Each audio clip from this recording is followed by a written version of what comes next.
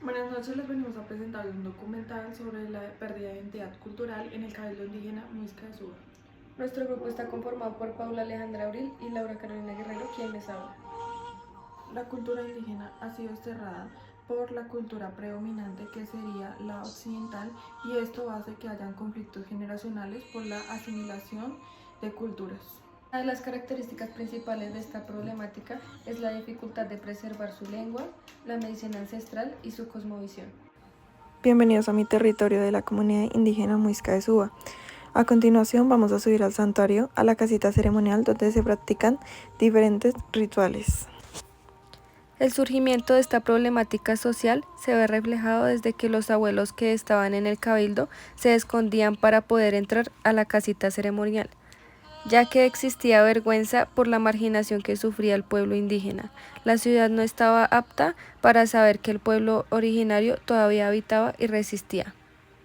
Estos mismos se veían dificultades para hablar su lengua nativa y expresarse.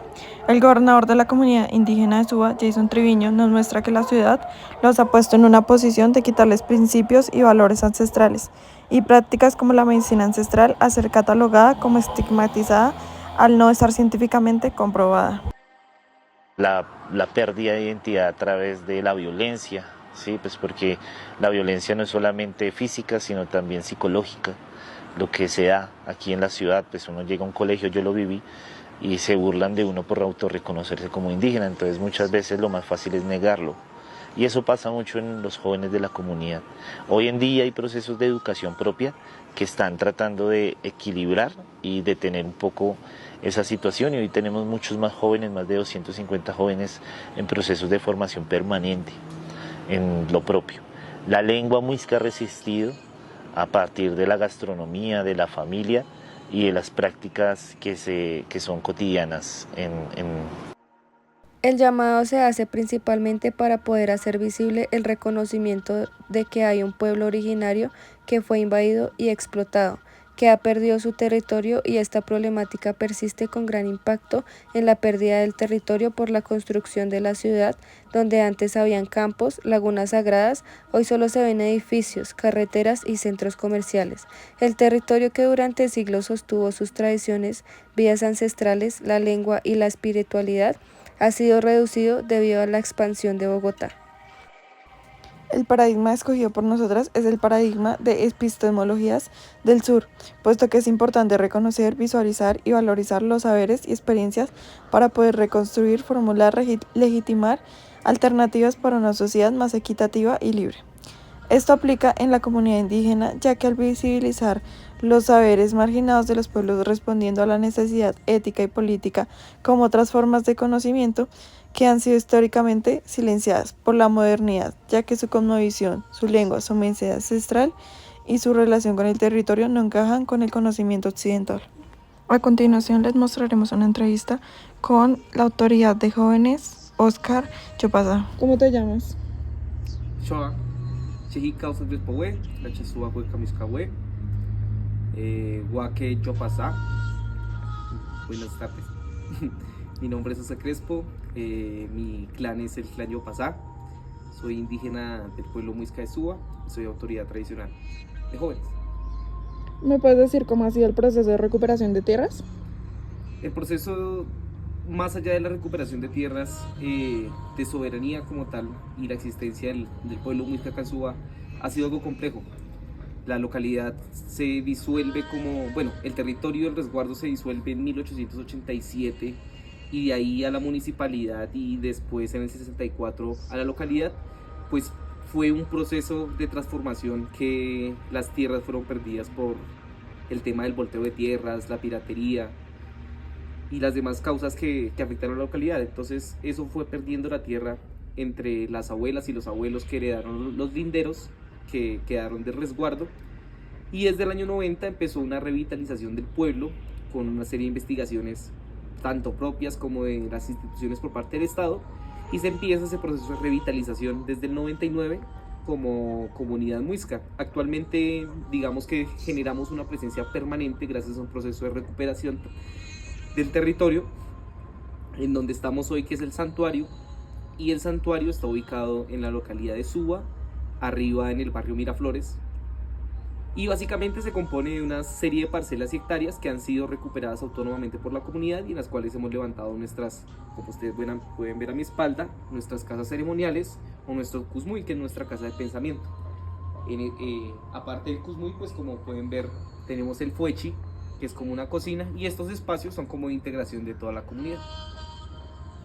¿Cuál es la lengua nativa y cómo la aprenden las generaciones más jóvenes?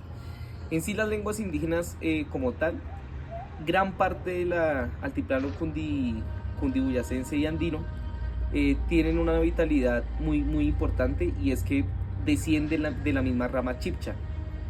De ahí se habla, según oidores y escribanos del periodo de la colonia, que hubieron varias derivaciones del lenguaje chipcha que se fueron desintegrando y se fueron consolidando en dialectos propios. Para el caso de nosotros como región cundiboyacense o región andina, se puede decir que hubo una rama común de lo que se denomina el muisc cubum, pero gracias también como a ese proceso de renización se ha dado también a reconocer que dependiendo de la municipalidad, de la localidad, del lugar dentro de la sabana en el que usted se encontrara, podían haber unas variaciones de lengua. Entonces, en ese sentido, acá en Suba hablamos es de la Suba Cubum, la lengua de Suba. Esta se compone pues básicamente de las diferentes formas que se han recopilado de las palabras y oraciones que comúnmente se pueden encontrar en los manuscritos, como el manuscrito 108, y demás piezas de diferentes oidores y escribanos que sirven y que ahorita se encuentran en el Archivo Nacional. Actualmente tenemos una cátedra en la Universidad Nacional sobre lenguas que la da Nicole, Saya Nicole, se me olvidó el apellido, qué pena. Es básicamente nuestra etnolingüista e investigadora en todo este tema de las ramas de las lenguas, y ella da una cátedra en la Universidad Nacional sobre este tema. Ahí es la gran parte de revitalización que hemos hecho, pero pues también de manera autónoma tenemos unas escuelas como Chibus Huesca que se dan en ciertos periodos del año y permiten, digamos, aprender la lengua. ¿Cómo es el proceso de fortalecimiento de saberes ancestrales y cómo es que contribuyen a la sociedad? Nosotros fortalecemos el tema del derecho mayor y la salvaguarda de la ley de origen directamente desde la preservación de las tradiciones y la cultura como indígenas raizales de Suba. Cuando hablamos del tema del raizal, directamente entendemos que gracias a ese proceso de gentrificación y de transformación de las culturas y de nuestro territorio, ya se fueron desintegrando como el sentido de llamar indígenas, sino simplemente campesinos, y de campesinos a ciudadanos. ¿Cómo es el proceso de fortalecimiento de saberes ancestrales y cómo es que contribuyen a la sociedad? El proceso de fortalecimiento, digamos, de nuestras costumbres, más allá de lo ancestral, tanto lo tradicional como lo ancestral, parte del hecho de la resiliencia que han tenido las propias comunidades en salvaguardar su información y todo el tema cultural y tradicional para, digamos, todo este tema que ha suscitado a raíz de la llegada de la ciudad acá a la localidad, de la constitución como de Suba como localidad. Y pues eso, digamos, que ha llevado un poco como una simbiosis entre entender lo tradicional partiendo de un hecho de que ya estamos en un contexto de ciudad.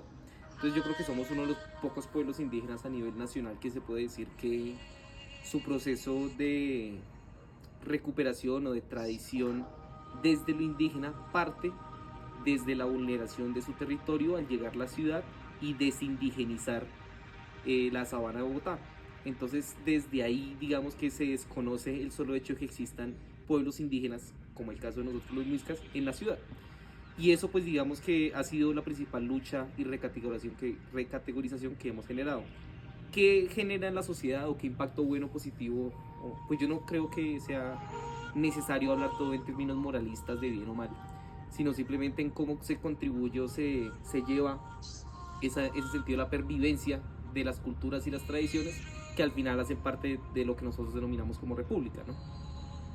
¿Ves reflejado en la sociedad el reconocimiento a la medicina ancestral y la cosmovisión de la comunidad? Al vivir en la ciudad es algo complejo, porque por lo menos si nosotros fuéramos un cabildo en región, tendríamos el lugar donde sembrar nuestro ejercicio de medicina, tendríamos el arroyo, la laguna, el humedal directamente para hacer ese sentido de ofrenda. En la ciudad aún mantenemos nuestros ecosistemas, pero están tan descuidados tanto por la situación que genera la ciudad como la situación que generan contaminantes como las diferentes municipalidades, para el caso del río Bogotá, que pues es muy complejo tratar de entender o amarrar un sentido cosmogónico propio a raíz de que siempre estamos en un constante sentido de ejercicio de ciudad.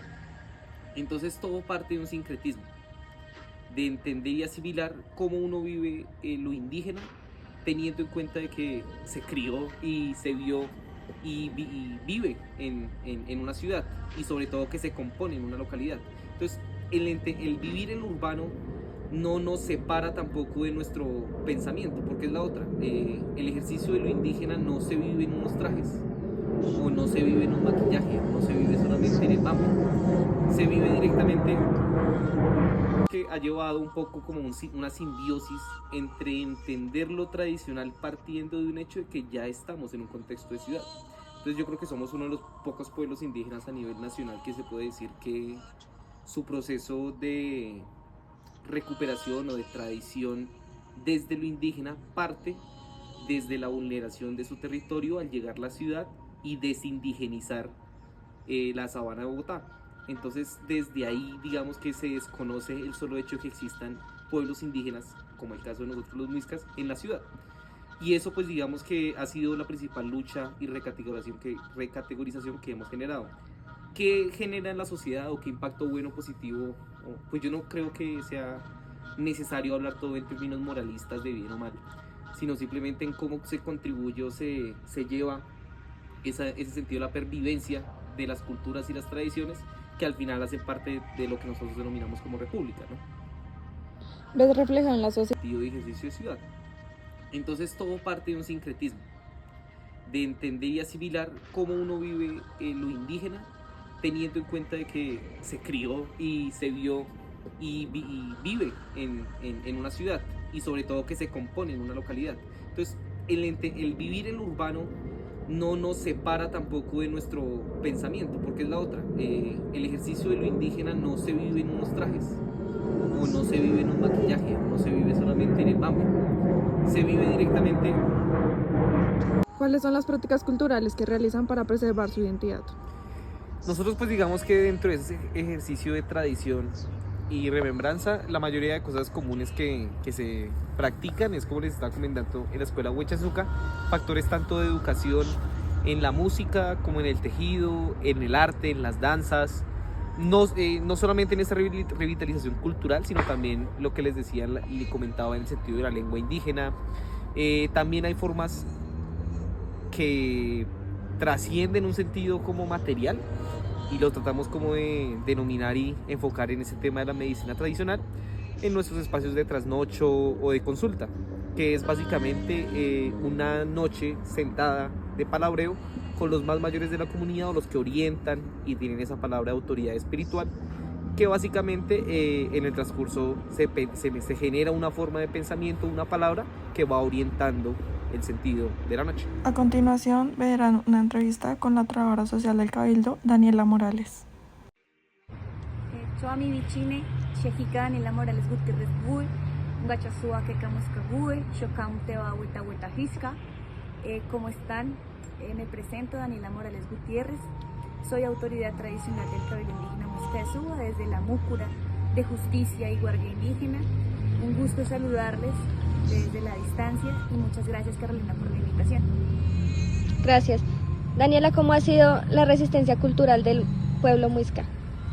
Bueno, el pueblo muisca es el pueblo indígena originario de Bogotá. Bogotá tiene su historia por todo el altiplano cundiboyacense. Nosotros actualmente somos 6 comunidades que componemos el pueblo muisca, que va desde Suba hasta Sesquilé, pasando por Bosa, Cota, Chía, Tocancipá. Lo que nos une es el río Funza, el río Bogotá. La resistencia cultural que se ha venido fortaleciendo y se ha venido trabajando son mediante procesos formativos. Estos procesos formativos hacen que la transmisión de saberes a partir de la tradición oral, el tejido, la agricultura, la lengua, que también nuestra lengua es un proceso de revitalización, porque pues también como pueblo originario de Bogotá tenemos nuestra historia, tenemos nuestra propia lengua. En un futuro, ¿cómo ves la ciudad de Bogotá desde una mirada del pueblo muisca? Bueno, el pueblo muisca de Suba se ha venido visionando a partir de su plan de vida. Nosotros tenemos un plan de vida a 50 años. Este plan de vida se conforma por nueve chíes, que son como 9 líneas, dentro de las cuales está justicia propia, está gobierno, está salud, está educación, está familia, está territorio y muchas otras que también dan ese horizonte a lo que queremos como comunidad y como pueblo.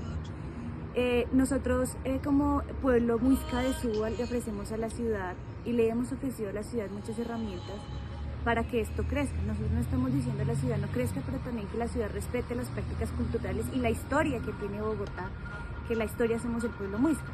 Nosotros en el año 2023, 2024, nosotros en el mes de diciembre firmamos el sistema de sitios sagrados del pueblo Muisca.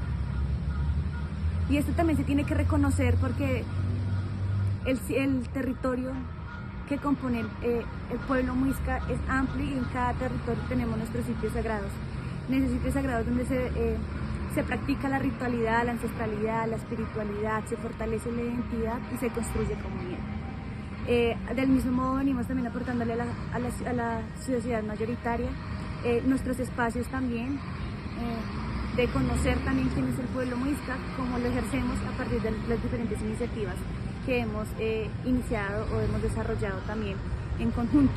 Esto pues sin dejar a un lado que la espiritualidad y la medicina es un eje fundamental para nosotros como pueblo. ¿Cómo afecta el estilo de vida urbano a la conservación de prácticas tradicionales como los rituales, medicina o los calendarios ancestrales? Bueno, hay que partir también desde que el pueblo Muisca, antes de que Suba fuera parte de Santa Fe, antes de que fuera municipio, Suba era un pueblo. Suba tiene su propia identidad. Suba también le dio el paso a la ciudad y con esto me refiero a que se dio parte de sus tierras y esto fue con la disolución del resguardo. Nosotros teníamos muchas tierras, pero nuestras familias fueron robadas precisamente por esos grandes terratenientes. Le robaban la tierra, en ese entonces era por la FAPCOA, que era la chicha, entonces hacían los tratos con tierra. Y así muchos de ellos vinieron perdiendo las tierras. Y es como lo vemos hoy en día, ¿no? Mucha construcción, mucho gris y es devastador porque la comunidad actualmente sigue aún sufriendo por eso. Los impuestos ahorita son muy costosos. La comunidad se dedica a la agricultura, a los saberes propios, a los artes heredados, lo que es la orfebrería, la alfarería, el tejido, a trabajar la tierra. Y este mundo o lo que le ofrecimos y le dimos paso a la ciudad, pues afectó mucho también nuestras prácticas culturales y ancestrales. La ciudad también a través del tiempo pues no ha reconocido también la existencia del pueblo originario y esto hace que ensucien las aguas. Sabemos que digamos el mal llamado Juan Amarillo es el humedal Tibauyes y era una laguna fuente de alimento donde también se practicaba la partería. Y a partir de esas pequeñas acciones que hizo la ciudad es que nuestras prácticas no pueden seguir siendo, valga la redundancia, practicadas, porque la ciudad se encarga de contaminar cerros, montañas y lagunas.